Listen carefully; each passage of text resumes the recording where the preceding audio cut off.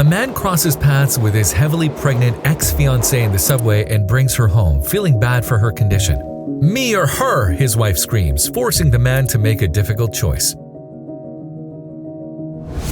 Would you turn a blind eye to someone you once loved in trouble? Or would you help them even though you know it could damage your marriage? 32-year-old Joe was stuck in the same dilemma when he saw his ex-fiancée, Maria, in the subway. She was dozing off on a dirty blanket on the ground. One hand on her baby bump and the dark bags under her eyes suggested she didn't usually get enough sleep. Joe couldn't take his eyes off her and her baby bump. Her due date must be approaching, he thought. What is she doing here in that condition? She had left him in search for a better life. Several years ago, Maria cheated on Joe with his best friend and left him, saying she wanted a better life. Joe was devastated, and it took him years to return to normalcy and another several years to open his heart to love. After Joe married Kathy, he thought he had moved on. He didn't miss Maria, not really, but when he saw her in the subway, something in his heart shifted. It was as if he looked into her soul and sensed something was wrong. As a large crowd walked past her, Maria was startled awake by the sound of footsteps. "Oh no, what was that?" she mumbled, then realized it was just people walking past her. "Hey, are you all right?" Joe gently asked as he approached her, and startled by the familiar voice, Maria turned to him and clutched her baby bump tightly. "Joe," she cried out, "it really is you, I can't believe it." "Be honest, Maria," he said. "What's the matter? What exactly are you doing here?" She averted his eyes and said, "I have nowhere to go. He kicked me out. He didn't want to raise the child. He said he wasn't ready." "When did it happen?" "I didn't know Ron." "It's been 2 months," she said sadly. "I was staying in a motel until I ran out of money. I need to find work soon." "Come with me," he said. "You're welcome to stay at my house." "You can't make that decision on your own, Joe," she remarked, glancing at his wedding band. "What's her name? You got kids?" "Kathy. She's beautiful. She's kind, empathetic, and well, she's just like you. I'm sure she'll understand." "No kids?" "Not yet," he answered. "The train will be here in 2 minutes. Shall we?"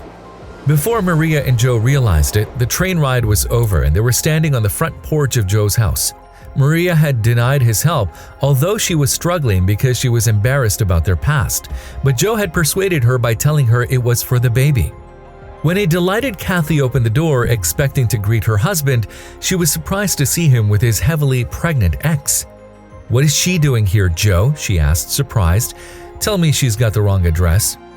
"Maria's staying with us for a few days, honey," said Joe. "Please, Ron kicked her out of the house. She doesn't have anywhere to go."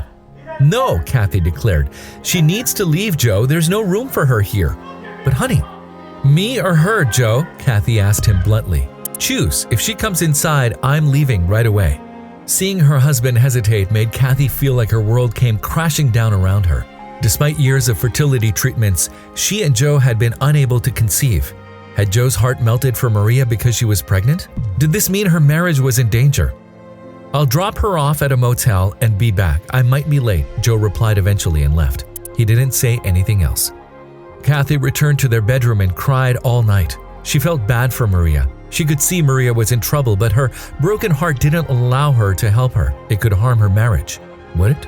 The next day, Kathy went to the church to meet Pastor Richard. Whenever she was in trouble, she would turn to him for advice.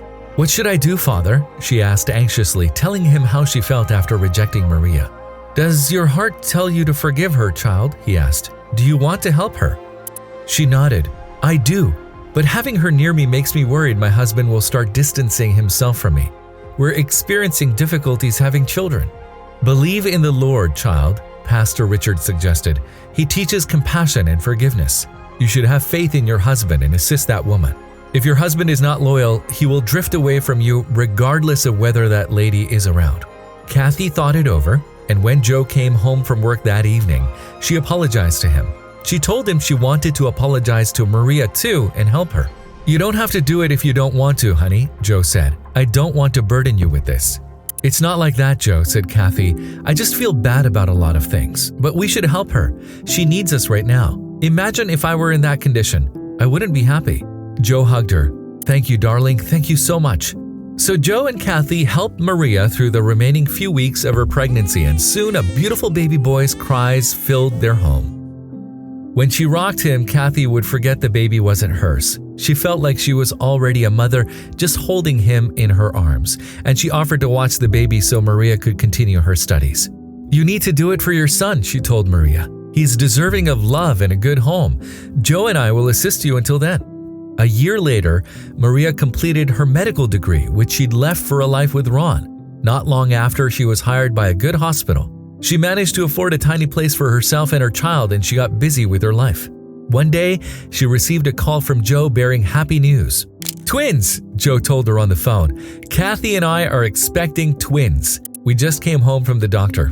"Congratulations," cried Maria. "I'm so happy for you both. It's my turn to help Kathy. This is wonderful." So after years of failed fertility treatments, Joe and Kathy conceived not one, but 2 children, a miracle that sprouted from their willingness to help others in need. If you liked the video, please give it a thumbs up and consider sharing it with someone who may find it interesting. Thanks for watching, and I'll see you in the next video.